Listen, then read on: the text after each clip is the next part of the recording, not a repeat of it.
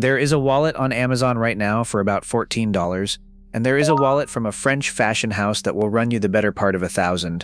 Both of them do the exact same job, holding your cards and riding in your pocket, and yet somewhere between those two numbers your money quietly stops paying for a wallet and starts paying for something else entirely. You would assume that line runs straight. Spend more, get more. It does not. On this ladder, the value peaks in the cheap middle, craters right where the marketing is loudest, and then climbs back near the top for a completely different reason. So if you have ever stood at a checkout wondering whether the expensive one is actually better or just louder, this is the map nobody handed you. 7 levels, and by the end you will know exactly which one you belong at, plus the 2 levels where almost everybody overpays. One thing to pack before we climb, because it saves you at every level above it. When a wallet says genuine leather on it, that is not the flex it sounds like. Genuine leather is close to the cheapest thing a maker can legally still call leather, a floor, not a bar. The word that actually matters is full grain, and we will get there. Keep that one distinction in your back pocket, and you can already smell a fraud 3 levels up. Level 1 is the wallet you did not choose. Somebody gave it to you, a relative, a holiday, a starter job, and it has been folding in half in your back pocket ever since. It is a department store bifold, and the tell is the bulge. 6 card slots, a couple you have never used, a photo window nobody looks through, a wad of receipts, and a spine swollen to the thickness of a deck of cards. Carriers have a name for it, the Costanza wallet, after the sitcom guy whose wallet finally detonated. You know exactly the one. The real problem with the brick is not the shape, it is the material. This tier is where genuine leather lives, along with its uglier cousin, bonded leather. That second one is to a real hide what a chicken nugget is to a chicken. It is the scrap and dust of the animal, ground up, glued, and pressed into a sheet with a fake grain stamped on top. Looks fine on day 1. Then the coating flakes. The corners peel like a bad sunburn, and somewhere around the 2-year mark it is genuinely coming apart in your hand. I carried one of these for years out of pure obligation, a gift I felt rude retiring, right up until my lower back and a long drive finally convinced me that sitting on a folded brick every day was a choice I could stop making. Nobody should feel judged for living here though. Plenty of carriers run a plain bifold for 20 years and are perfectly happy, and if that is you, skip the entire logo tier and buy a good cheap one. A Carhartt bifold holds up for years and costs almost nothing. Herschel gets named constantly as the quiet value pick, comfortable to sit on, nice for the money. The only real mistake at this level is paying department store money for a mall brand wallet with a designer-ish logo and bonded leather guts that peel in a year, then buying the exact same thing again because the sign said 30% off. Cheap is not the trap, bonded leather is. Level 2. The slim bifold is the first wallet you actually choose instead of inherit. Same basic idea, it still folds, it still holds a little cash, but it has been engineered thin and the leather is a genuine step up. This is where you meet Bellroy, Nomad, Trayvax, Craft and Lore, and a dozen quieter makers doing the same thing well. Nomad uses a heavy Horween leather that ages like a catcher's mitt. Trayvax bolts leather onto a steel spine, the kind of build that outlives the trend that sold it to you. Craft and Lore runs around $60 and shows up 2 years later still looking new apart from an earned patina. Bellroy is the name everyone reaches for and everyone loves to call overpriced, and both camps are right, just about different products. The plain leather bifold is a keeper, and I have heard from carriers running the same one for years with nothing but a soft patina to show for it. The flashier models, the ones with the extra hardware and the special editions, are where the pocket jewelry complaints are actually earned. That split is the whole level. The brand tax is real on the loud stuff, and mostly fair on the boring stuff. An old boss of mine bought what he swore at the time was an overpriced leather bifold back in 2012, carried it every single day, and 13 years later it is still in his pocket. His verdict was the whole level in one line. Sometimes you actually do get what you pay for. The frugal crowd will not let me leave this level without the floor though, and they are not wrong. A rubber band works, and so does a binder clip. There is a whole loud contingent whose entire minimalist wallet is a hair tie around a stack of cards, and the only reason a lot of them ever bought a real card holder is that their spouse could not stand looking at the rubber band anymore. Keep that baseline in mind as the prices start climbing, because every level above this one is secretly being measured against a hair tie. Level 3 is where the wallet stops folding and turns into a sleeve. And for most people watching this, this is the level where value actually lives.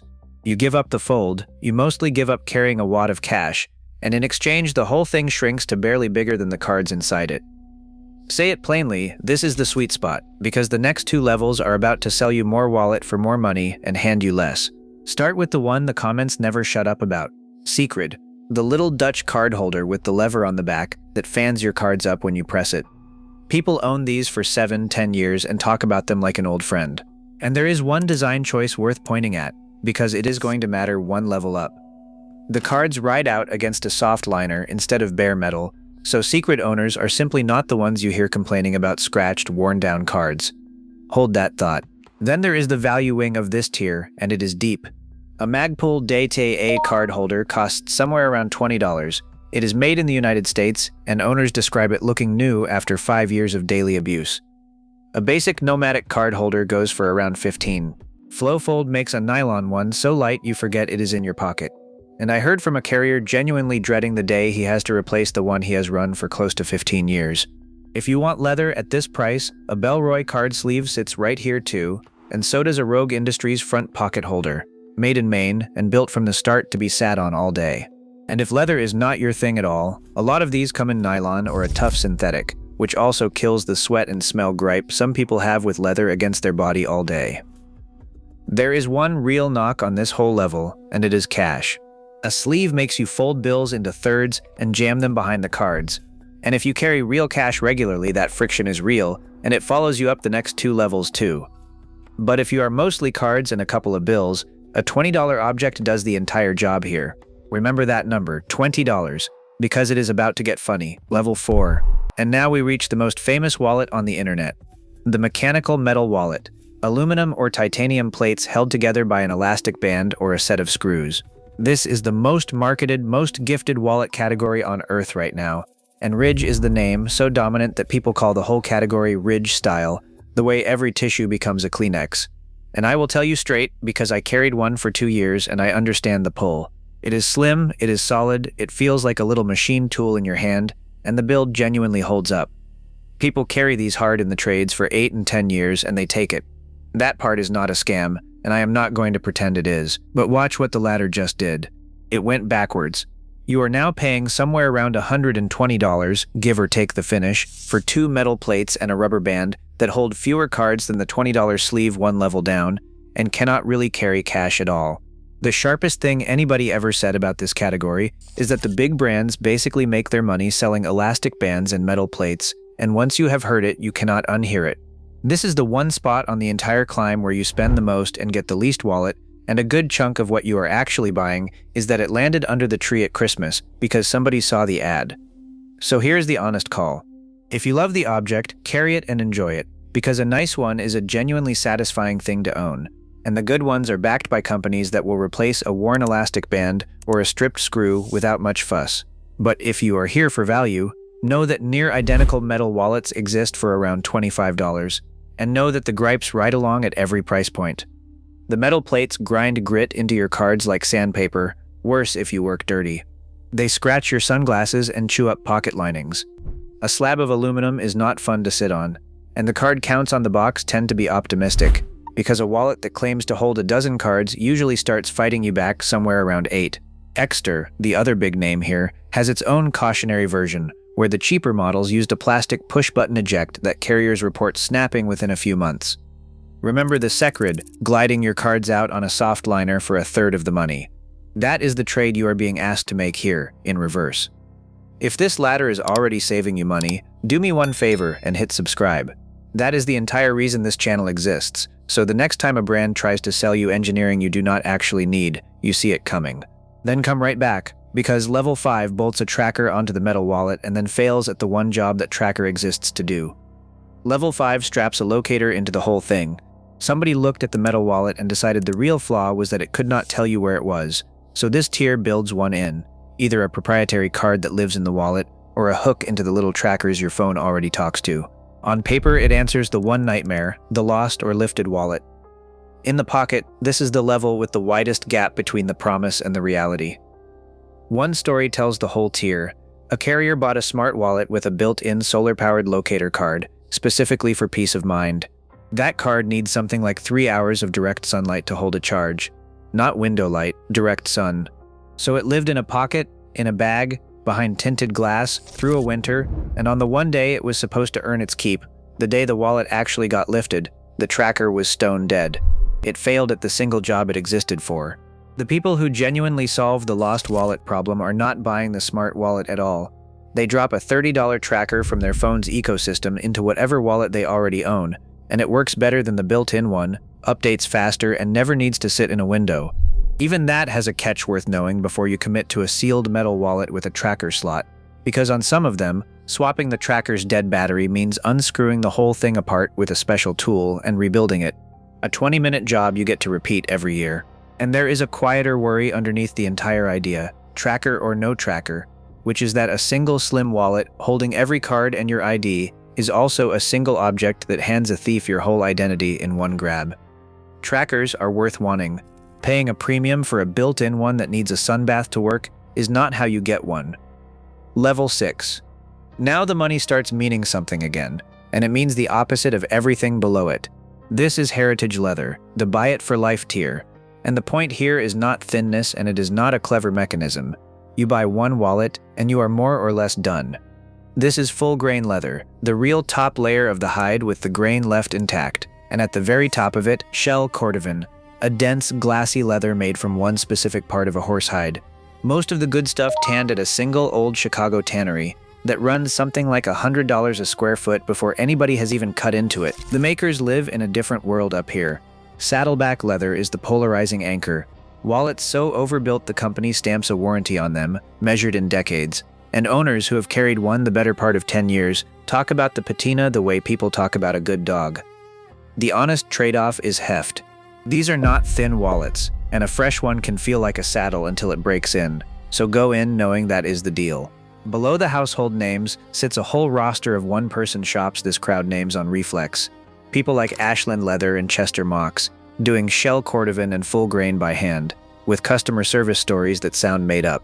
One carrier put his wallet through the washing machine by accident, emailed the guy who built it, and got walked through saving it. No charge, no attitude. And the longevity is not a sales pitch up here, it is just what people report. Carriers will tell you about shell cordovan wallets they have run in a front pocket every day for a dozen years and more. The leather denser and glossier now than the day it showed up. No cracking, no peeling, no fraying seams. I moved up to a full grain wallet years ago after I got sick of the 2-year replacement cycle, and here is what the cheap tiers physically cannot give you. It does not wear out, it wears in. The scratches stop being damage and start being character. The color deepens where your hand rides it, and 5 years on it looks better than the day you bought it. There is not one wallet on the 4 levels below this that you can say that about. The math quietly works in your favor too, which nobody expects at this price. A brick that dies every couple of years at $30 a pop is not cheaper than one full grain wallet you carry for 20 years. It just feels cheaper because the pain arrives in small installments. This is the tier where you stop buying wallets and start owning one. So if you love leather and you are tired of the cycle, this, and not the metal gadget, is where an upgrade actually buys you something real. Fair warning, patina is a gateway. Plenty of people came up here for one good wallet and left with a leather habit and a matching belt. Which brings us to level 7, the grail.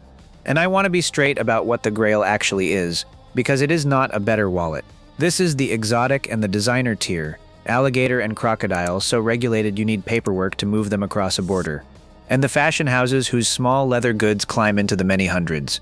A designer wallet at $600 or $700 is not holding your cards any better than the shell cordovan one, level down at a fifth of the price.